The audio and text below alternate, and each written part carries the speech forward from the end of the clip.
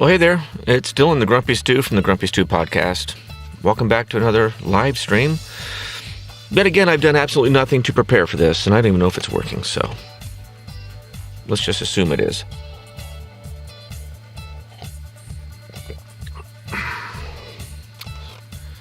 So once a couple people decide to join, I guess I'll find something to talk about.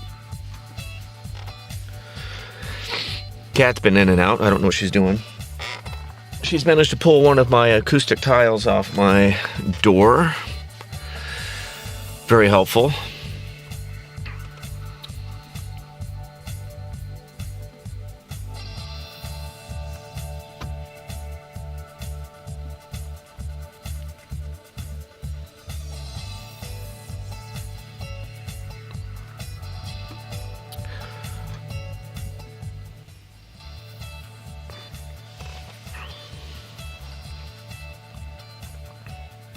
I'm told it's working. Well, that's good news. Thank you.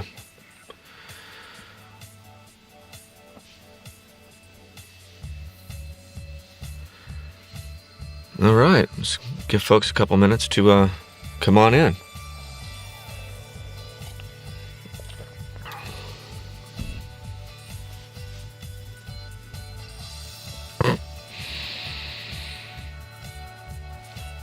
What do you think of the new graphic there at the bottom of the screen?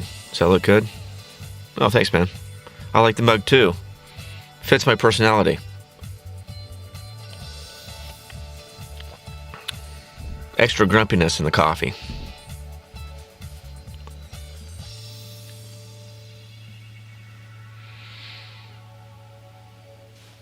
All right.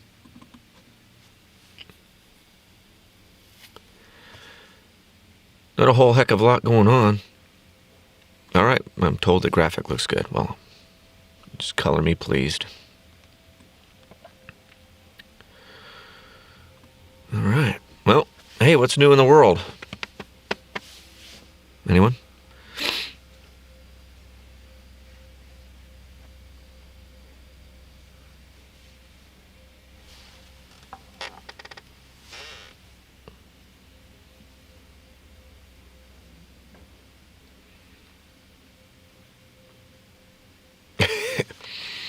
Yeah, Matt wants me to talk about Ivermectin. I'll bring that up here in a second. I think you're the only one watching this. Well, so, okay, he says Joe Rogan took it. I saw a headline that said he took it. I don't know if he actually took it. I know a lot of people running out trying to get Ivermectin. That's like the latest thing now, because the cult can't admit that COVID is serious and that you should be vaccinated against it. God forbid. So people are running out. Okay, so some people are actually going to their doctor and getting the human-rated drug for Ivermectin, and it's an anti-parasitic Ivermectin.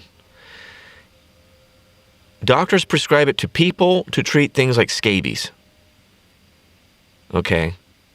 Lice. Crabs. Parasites, not viruses. Parasites and viruses are two different things. But some people don't trust their doctor, so they go off to their local feed store and they get Ivermectin for animals. And it comes in a big bucket, and it's a much higher dosage than people should take. And it's dewormer for like sheep and horses. And they're eating this stuff, meant for livestock, and they're making themselves very sick. And then you see a couple of cases in the news where, you know, doctors threw everything in the kitchen sink at someone that's dying of COVID, including Ivermectin, and they show some promise, but it's not the Ivermectin. They're on a ton of drugs and other therapies. You can't say which one drug is working because they're on so much stuff. It's a coincidence if they get better. If they get worse, it's still a coincidence.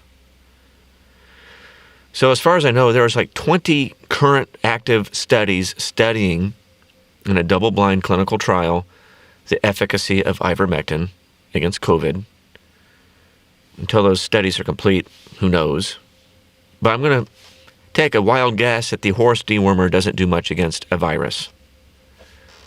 That's my guess, but I'm not a doctor. I'm just a grumpy flight attendant.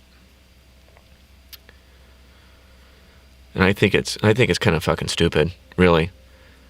In fact, I got into a conversation with some flight attendants that were spreading some disinformation on a flight attendant Facebook group about vaccines and using ivermectin instead. Don't use horse dewormer. That's not what it's for. It's for horses and sheep and cows.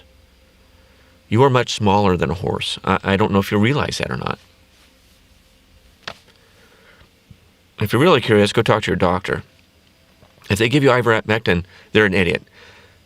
If they give you ivermectin plus another drug, they're covering their ass. Because they don't want to be sued. So, just get vaccinated. It's probably the easiest thing to do. Probably the most reasonable thing to do. Probably about the only way we're all going to get our lives back. Not getting vaccinated, if you're perfectly healthy and you have like no aversion to vaccines, like you're not allergic to medications, you're just selfish. That's really what it boils down to. You don't give a crap about your community or your coworkers or your friends or your extended family or even your immediate family. You don't give a shit. It's all about you. It's all about you. Yeah, Matt said, define faith. Huh? Wrong spot. Yeah, I'm not going to go there. Short definition. No, I'm kidding. I'm not going to go there. Anybody else here? Who else is here? Say hi when you come in.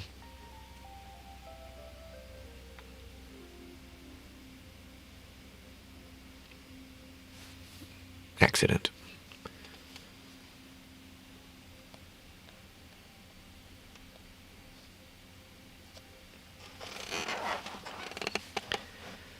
Anyone else? Bueller? No? I don't think anybody else is here. I think it's an audience of 1, plus me. 2 if you count the cat, which you can't see.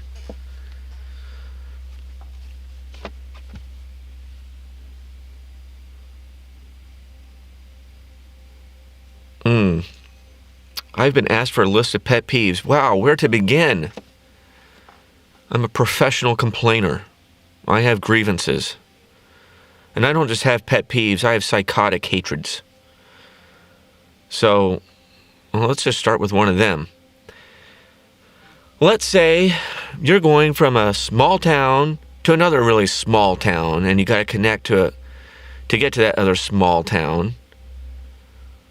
And that connection's in a bigger city, but you're going to another small town, and it's on a regional jet, most likely. For example, Chicago to Moline, Illinois. It's Moline, Illinois. So when you step foot into the regional jet, don't be surprised by the size of the aircraft and decide that you need to comment about the size of the aircraft and how disappointed you are that it's a regional jet to go to Moline, or whatever the fuck it is, Elk Nuts, Illinois. The town that big barely has a zip code, and you expect a 777 to take you there on a 15-minute flight? Get fucking real. Also, keep your shoes on a domestic flight. They're not that long. Keep your shoes on. Keep your web toes covered. Nobody wants to see that. Plus your feet smell. No one wants to smell that. Kind of a fucking pandemic. Don't go to the lavatory, which you can't find or open, barefoot or in socks. Would you go to a public toilet barefoot or in socks? I would hope not. Some of you, apparently, think that's acceptable to go to a public toilet barefoot. That's what a airplane toilet is. It's a public toilet. Probably close to 1,000 people use that toilet every goddamn day. And you're going in there barefoot. It's disgusting. Or you send your kids in there barefoot. Hey, I guess if you want to spring for the ivermectin to clear up the ringworm, I guess that's on you. But another pet peeve. Oh, and speaking, when you're flying, when you come in on your short flight, like an hour, 2-hour flight, there's no need to come in and unpack like you're moving in. The flight's not that long, and you're not staying. and then take 20 minutes trying to gather up your shit and look for everything. And we're all like, yeah, we kind of want to go home. Could you get the hell out of my plane now? But you're still looking for all your crap because you unpacked like a fucking moron. And if you absolutely have to pull stuff out of your bag, don't stand in the aisle during boarding and do it while we're trying to get the hell out of there and protect your connection so everybody else can go home and get on with their lives. It's just being rude. People don't seem to understand the alphabet and understand that windows or seats, rows of seats in planes go in alphabetical order from window to window, even in mainline aircraft, even in regional jets. Even if it's a 1-2 configuration, A is the window. Why would A be an aisle? Well, if it's a 1-2, A is an aisle and a window, but it's the only seat in that segment. But let's say you got 3 seats in a segment. Why would A be an aisle? It's obviously the window. And it's got the little picture of a window next to the A. It's hieroglyphics. This is stuff that we've been doing for 5,000 fucking years. Still can't follow A. Picture of a window. No idea.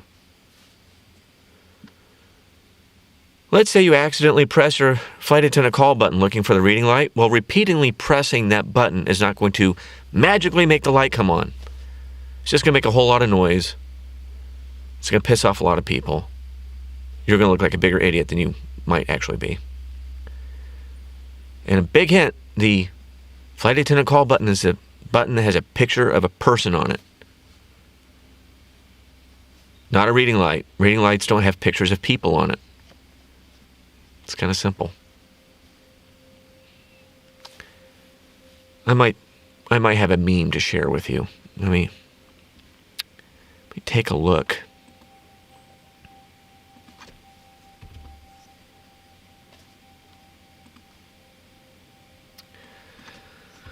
I'll find it for you.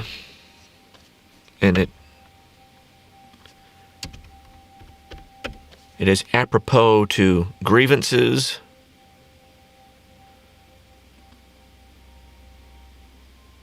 and how to use a lavatory, for example. And I'll share it with you because I'm such a nice guy. I'm very generous. Oh, actually, it's on the wrong screen. So I got to do it over here. Interesting thing, if you type in Grumpy Stew into the Google, Grumpy Stew is the very first thing at the very top of the list. It's all Grumpy Stew. It's all me. And so you don't have to go very far looking for it. I'm just saying. Very easy to find.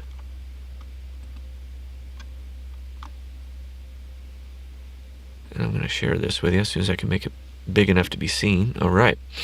So, check this out. Oh, now it doesn't show. This freaking thing. I'm telling you, people. This worked a second ago. I just tested it. Okay, that's not what I'm looking for. Cancel.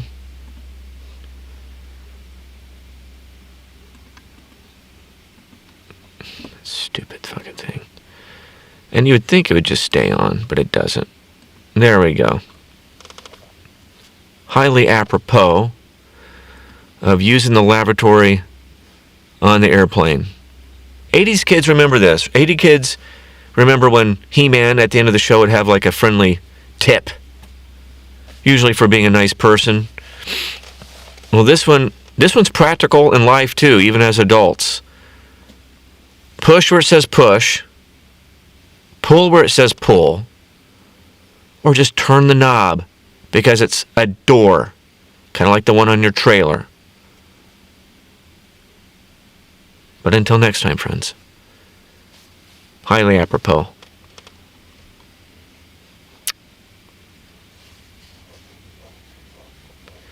Yeah, OBS is kind of stupid where it forgets settings.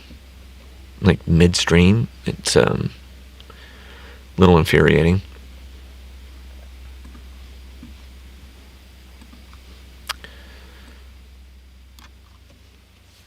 Oh, man. I've thought about writing a book. I'm kind of crowdsourcing some titles for the book. One title I had in mind is Moist Things Found in Wadded Up Napkins. I think that's something flight attendants can, really kind of common experience kind of thing. We can get behind that. So far, the page number's done. I'm off to a good start. But, Moist Things Found in Wadded Up Napkins. I think that's a good working title for a flight attendant book.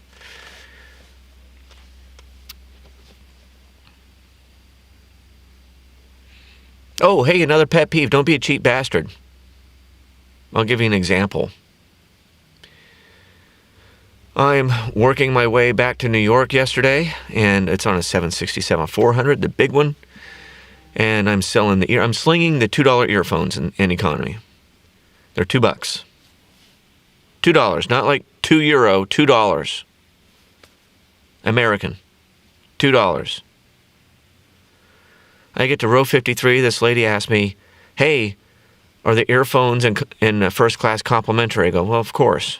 They're complimentary. It's first class. She goes, oh, well, my husband's up there. I'll just have his. I'll go, nice try. You're still in row 53. That'll be $2. Or you're walking through, you're selling your earphones, and you let them know it's $2, debit or credit. And like, oh, never mind, it's okay.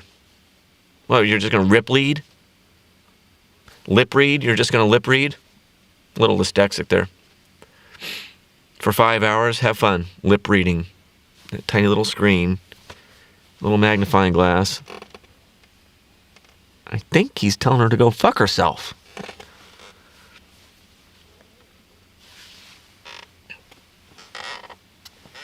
Goofy cat. What else we got? Oh, I'm getting hate mail. That's fantastic. I'm kidding.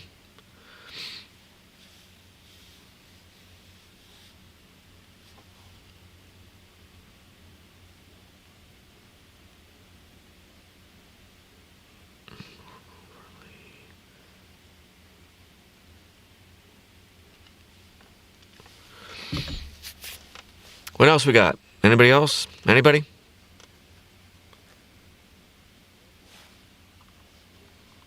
Anybody have any fun stories? Any questions?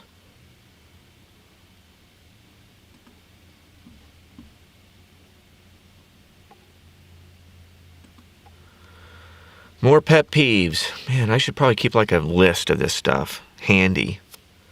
'Cause I got a lot of pet peeves. It gets difficult to remember after a while. Oh, well, this is something I told you before. Know what you want to drink and how you like to drink it. I mean, if you've never had coffee outside of your home before, probably not the time to say you want coffee, and then when we ask you 6 different ways how you want your coffee, and then you eventually agree to black coffee, but then, oh, wait, I need cream and sugar. What did you think black coffee was? It didn't come out of the coffee maker with the cream and sugar in it, or whatever you want. It comes out black. That's just how it is. Not sure if you knew that or not. Some people seem to not know that.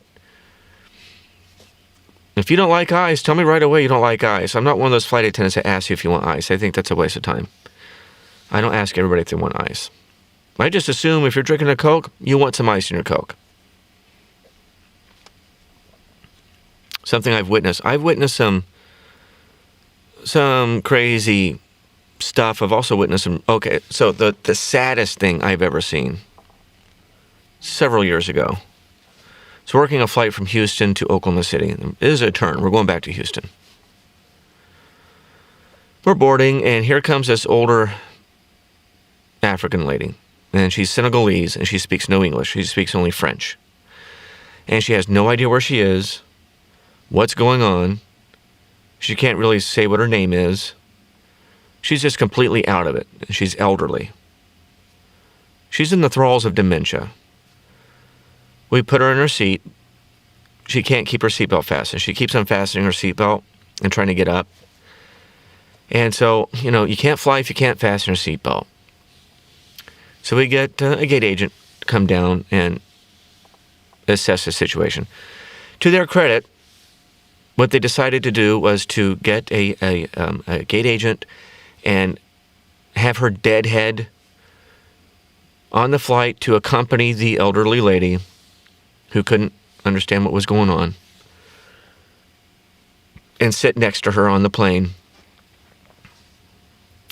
But she still could not keep her seatbelt fastened. And at that point, they just kind of decided, you know what, she's not fit to fly. So, they had to remove her from the aircraft, but she didn't know what was going on. It was not like she put up a fight. She was just confused and old. So, they walked her off the plane. But what this means is this is someone's mother, an adult's mother. And this adult person decided that it was a good idea to send their mother in the throes of dementia by herself on a plane to another city, where I assume another family member would pick her up. But how would she know where to go? Where to find those people? What they look like? And it's in Oklahoma. Who's gonna speak her dialect of French? Pretty fucked up.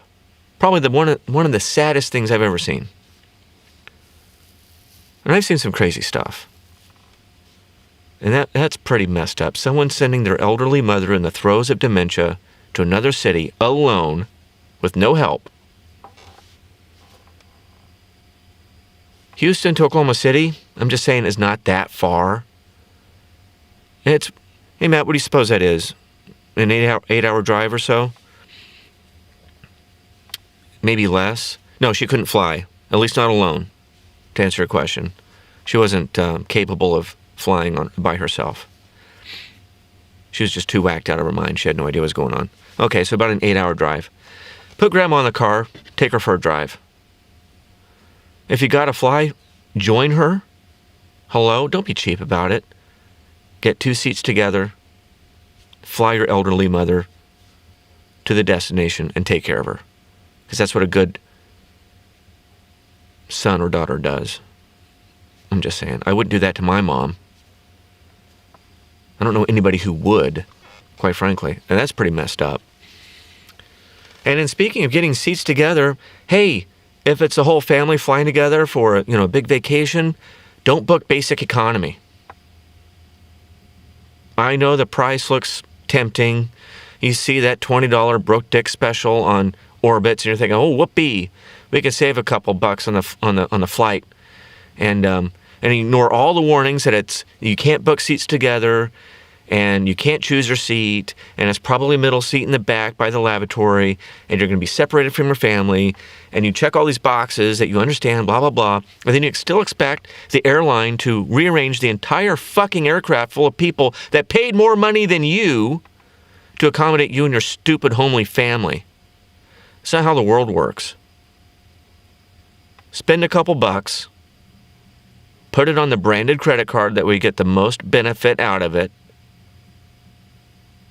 book your seats together, and it reduces your stress, and you don't inconvenience other people because you're being cheap. If you can't afford to book seats together, you can't afford to go to Disney World. That's basic math. And I'm not exactly an economics professor. That's, you can't afford that vacation if you can't book seats together. Yeah. Now, if you're flying by yourself, you can get away with that, doing the broke dick special on the Orbitz. I mean, why not? It's just you. And it's just a mode of transportation. If you don't mind sitting in the back in the middle seat, you're just going somewhere.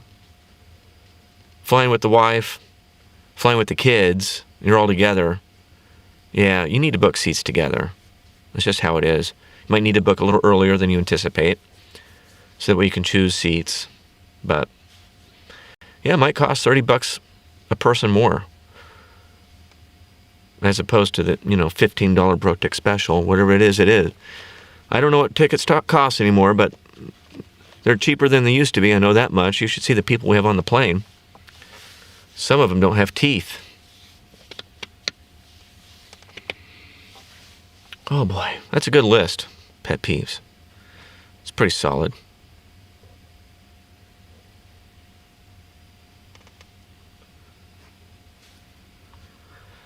Another messed up thing I saw. Oh man, I'm going to see if I can find it. There is a video of a guy flying, and he's like chewing through his mask and barking. Oh man, I wonder where I saw that. I think I saw it on the Instagram or something. It was crazy. I'll see if I can find it. It was some messed up shit. And of course he starts screaming Biden. It was of course a 45 troll that didn't want to wear his mask. Made a big fucking deal about it and decided to lose his mind instead. Oh, hey, and speaking of mental illness, hey, this is something I wanted to talk about, actually. And kind of my suspicion of what's going on with all the crazy people we've been having on the plane lately, and the problems we've been having on the plane lately. A lot of it is tied to mental illness, and this is just my hypothesis. It's mental illness combined with the high cost of healthcare, because it's a for-profit industry in this country, and they can charge whatever they want for whatever they want, right? Mental illness. This is my suspicion. I think people are rationing their crazy pills because it's expensive and they can't afford to take it every day. And so there are days that well, you know what? I feel okay. I'm going to skip my medication today and save the $60 or, whatever a pill cost. Or, you know what? I can't afford to renew my script, so I'm going to have to ration and take a pill every 4 days or whatever it is. And then they're put in a high stress situation such as travel on a plane, and they lose their complete, total freaking mind because they can't handle the stress, and they haven't been on their meds in a while because they can't afford it. I don't know. That's kind of my feeling on the subject. I don't know if anybody wants to chime in on that. But I think that's what's going on. People are losing their freaking mind because they're not on their meds, because they can't afford it. It's kind of like people that have to ration their insulin because they can't afford their insulin because drug companies and their benevolence have jacked up the cost of the life-saving medication to the point where almost no one can afford it. Yeah. I think it's kind of like that. I have a feeling that's what's going on. Worst place to fly in. Oh, sorry. Worst plane to fly in. I don't know. That's kind of subjective.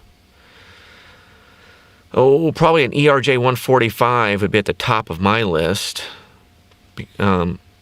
Tiny ass fucking plane. And I don't mind valeting my carry-on bag and getting it plane side. It's actually pretty convenient. Don't mind doing that. But the overhead bins in that plane are so restrictive, you might be able to get a backpack in there. But, I don't want to valet my backpack because it has a laptop in there and prescription glasses and, things I don't want broken. And I don't want to carry that naked because it's going to get broken. That's why I keep it in a bag. Duh. Don't like the ERJ 145. Oh, I don't like the MD 80 and the MD 90. It's loud. It's hot. If you're in the tail cone, when the plane starts to, the takeoff roll, and starts to accelerate, all the condensation from the air conditioner that's built up in the ceiling comes out and drips on you in the tail cone. So you get rained on sitting in the tail cone. Don't really care for that plane. And also, when you're in the tail cone of that plane, you have no situational awareness as to what's going on outside. You can't see outside, so you have no idea how close you are to the ground. It's kind of discombobulating, so you just kind of have to focus, I guess, on the floor or something. But another bad plane to fly in. I don't know. Some of it is kind of subjective. You kind of have to. There are some places you don't want to sit on a plane, like the seat immediately across from the lavatory.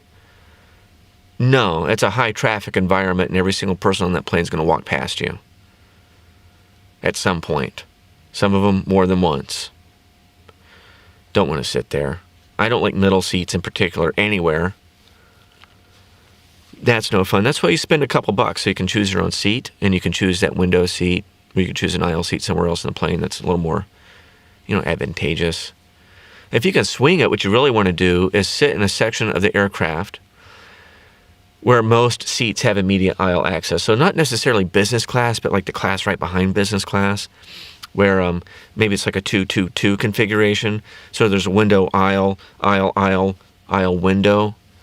And, so if you do get a window seat, you don't have to crawl over 3 people or 2 people. It's not that big of a deal. It's just one person. Or if you have the aisle seat, you're not going to have 2 people trying to crawl over you to go to the bathroom. Not that big a deal. So you have almost immediate aisle access. Longer flight that comes in handy. You also probably want to choose a flight that has an aircraft with a entertainment system. Some airlines don't have entertainment systems on all of their aircraft. Some, I can think of one particular airline that has an entertainment system on all aircraft except regional jets and the 717. But otherwise, they do have an entertainment system, and it's on all aircraft. But on a longer flight, you definitely want the entertainment system, if not just for yourself, but for the kids, for sure. And speaking of the kids and entertainment, yeah, by all means, bring the iPad, bring the cell phone, play the games, watch the shows, use some fucking earphones. No one wants to hear your kids game. No one wants to hear SpongeBob. No one wants to hear that. I speak for everybody. No one wants to hear that. And then speaking of kids, they have gummy melatonin. I'm just putting the idea out there. Gummy melatonin, it looks like a gummy bear, but it's melatonin. It won't hurt the little bastard. Just tell them it's a gummy bear. Here, eat this. It tastes funny. It's okay. Wash it down with a little gin. Lights out. And then we don't have to listen to the little fuck ask why every 10 seconds. I'm just, parenting advice from someone with no kids to you. Take it for what it's worth. Anyone new to the group? Anyone want to ask a question or chime in with a story or anything else? Bueller?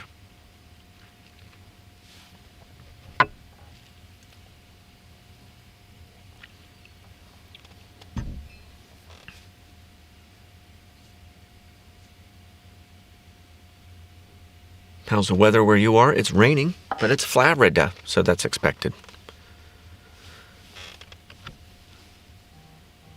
And of course, now my phone blows up.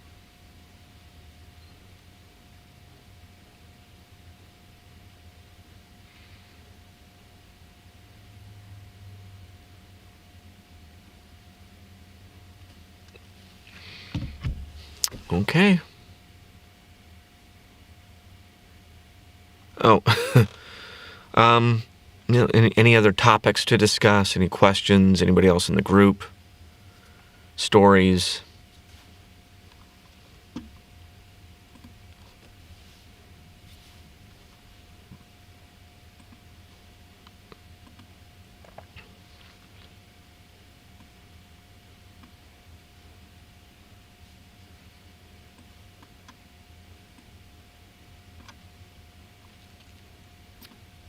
Look for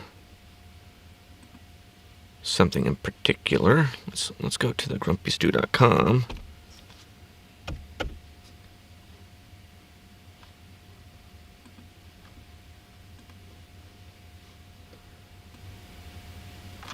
All right, so. All right, let's see here. Oh, this is the grumpystew.com, by the way, if you've not been to the grumpystew.com. I highly recommend you come to the grumpystew.com. I'm working on a whole new website. I'm working on it, but I've just got summer flying is finally behind me. We're past Labor Day, and I actually have a lighter schedule going forward, but I'm also very much focused on my voiceover business. So this is kind of a backseat thing, but I'm rebuilding the website. But if you go to the grumpystew.com and you scroll down a little bit, you have all the Grumpy Stew Instagram stuff. It's kind of right there. It says basically one-stop shopping. Everything Grumpy Stew. So you have links to the Facebook the YouTube, the Facebook, and the Instagram. It's kind of right there. This is the free stuff on the Grumpy Stew. This is everything on Grumpy Stew YouTube right here. If you want to buy an MP3, it's right there. You can buy a friggin' MP3. And I need to go through and get that updated and load up some new stuff. And then, well, you know, if you want to send a little something to the Church of Jetway Jesus, little known fact, Jetway Jesus likes coffee. So if you want to send him $3 or so, it's PayPal. It's perfectly safe. You can send Jetway Jesus a cup of coffee. It's like $3. But what's also really nice is at the bottom of the grumpystew.com is you have the Grumpy Stew on Instagram. And so it's basically a live feed of everything Grumpy Stew on the Instagram.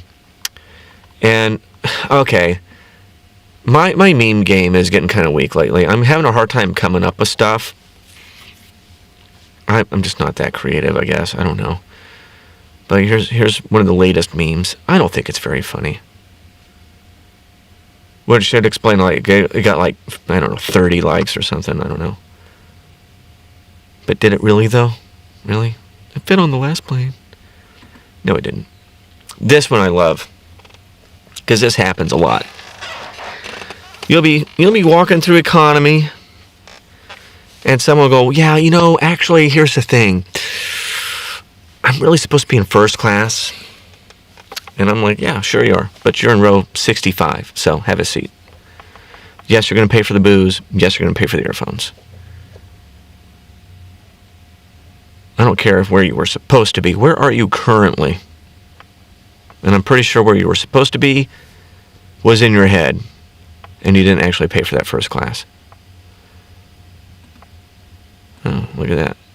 Yeah. And the other thing I like is when people go, you know, I am a fancy gem zillion miler. And then you look at them on the airline's computer device and go, oh, well, it says here, you're a basic bitch. You're not a fancy gem. Oh, that must be some sort of mistake. I'll get that taken care of for you. That's clearly a mistake. You're a fancy gem. You said so. Hey, sleeping, shut up.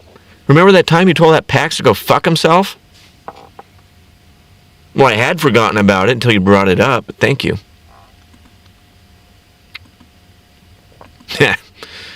Yeah, this is me, basically, when I'm home. And I'm not even fly all that much anymore. But when I'm home, I'm in this little box most of the time. But when I'm home, I don't want to know what's going on out there. I could care less.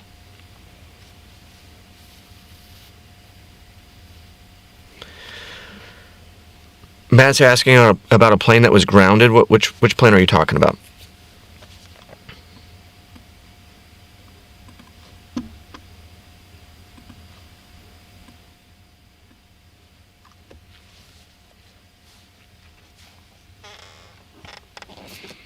Are you talking about the 737 MAX?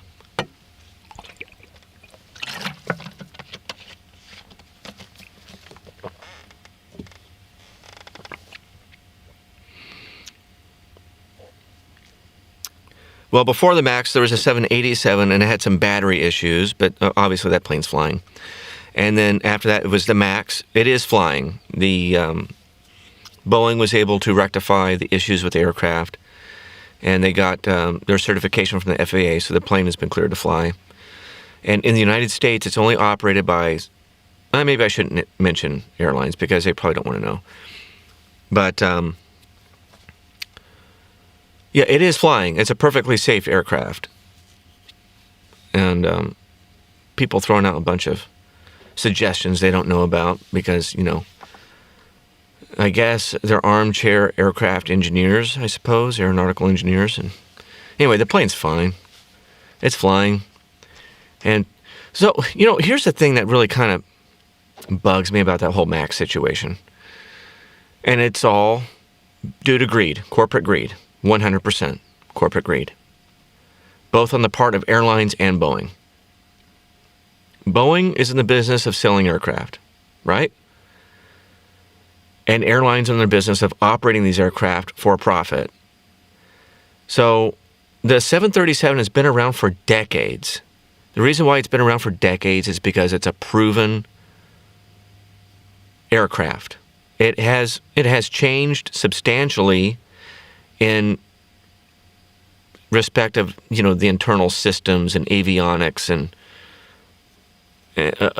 things of that nature. And I think around the 737-700, it's got a little upgrade to the wing, and the engine got an upgrade. But the plane overall has not substantially changed in decades. Well, then you come around to the 737 MAX. And the plane is substantially larger. The fuselage diameter, all that crap is the same. They just made it longer because Boeing fucked up and doesn't have a mid-range large aircraft like a 757. They stopped making the 757 like idiots, and they didn't have a plan to replace it, and they still don't. So they just keep making the 737 longer. So there was the 800, then the 900, now the 737 MAX. And they have various versions of the MAX, and there's one is longer than the other. Well, the wing's a little longer, the plane is longer, it has bigger engines. Okay, so now it starts getting complicated because the plane is bigger and it's heavier, requires more power, so it has bigger engines. These engines are larger. So the FAA says that there has to be a 17-inch clearance between the bottom of the engine and the ground. Well, these bigger engines don't have a 17-inch clearance. So what they do, instead of making the landing gear longer to get the clearance, which would complicate the way the landing gear folds up and the limited space that's provided in the existing fuselage, because remember that hasn't changed, they decide to move the engines closer to the center of gravity, center of the fuselage. They're closer to the plane. Instead of being out over here, the engines are over here. Well, it changes the center of thrust, and it changes the flight characteristics of the aircraft. Under normal circumstances, that would mean that the plane would have its own specific type rating, and pilots would have to be trained specifically for that type rating and hold that type rating. And that would mean that airlines would have to spend millions of dollars getting their 737 MAX pilot group type rated to operate those aircraft. Well, Boeing knows that airlines don't want to spend that kind of money just to get their pilots type rated when the plane's essentially the same. They know that all airlines want to do is teach 737 pilots and have them on one type rating and just have like a differences training, a differences in the avionics and the systems, and they're still qualified for both aircraft. So what do? They decide to build a computer to augment the flight characteristics of the 737 MAX, so that way it flies just like the 737, 800, 900, 700. So there's no difference, and they can keep the type rating the same. That's kind of an oversimplification. But then they went and fucked up the computer programming for that computer system that augments the flight characteristics. And correct me if I'm wrong, but they, instead of doing it in-house, they outsourced it to India. And we all know how brilliant the Indians are when it comes to computers and technology, instead of doing it in-house with American engineers who are arguably better trained.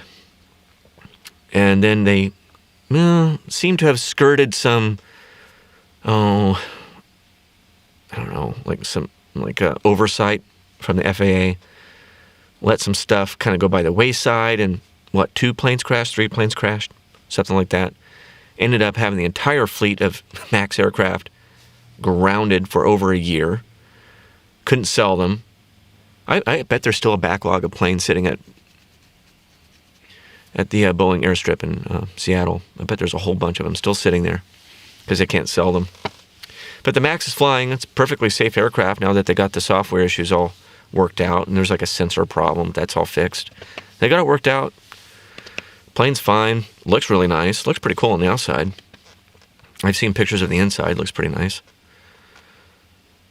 Merch. I don't have a lot of merch. What you see right here, I don't know if you can see I don't know if you can see this. Here, maybe it's like this.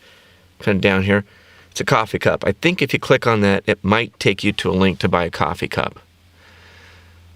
I'm got a little merch store there. I want to get like a sticker made, and so you can get a Grumpy Stew Crew sticker. That person has suggested having bag crew tags for bags, Grumpy Stew Crew tags. Stick on your bag, so I'm going to work on that too. I'm going to put that on my list of shit to do. And so, so maybe we can get some Grumpy Stew merch going. But before that can happen, I need more than 2 people to watch a live stream. And it's just a numbers thing. Otherwise, it's not worth it.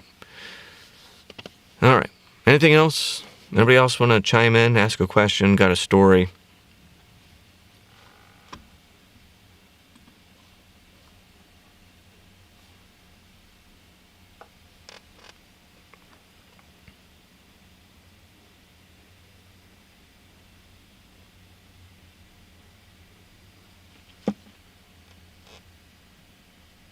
Well, I'm calling it. All right. Well, you kids, have a nice day. Don't work too hard if you're working. Don't drink too much if you're off. Come on. Control yourself a little bit. But make sure you say your prayers to Jetway Jesus. Try not to piss anybody off too much. And see you guys next time. Take it easy.